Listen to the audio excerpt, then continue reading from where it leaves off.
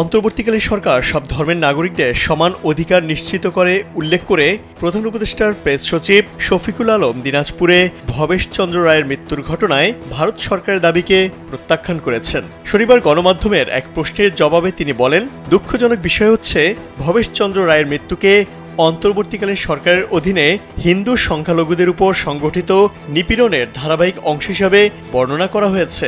আমরা এই ভিত্তিহীন দাবিকে প্রত্যাখ্যান করছি।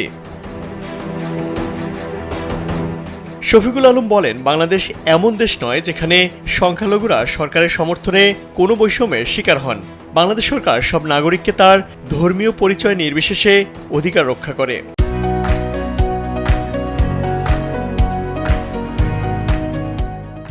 প্রধান উপদেষ্টার প্রেস সচিব জানান, ময়নাতদন্ত রিপোর্টে শরীরে কোনো দৃশ্যমান আঘাতের চিহ্ন পাওয়া যায়নি।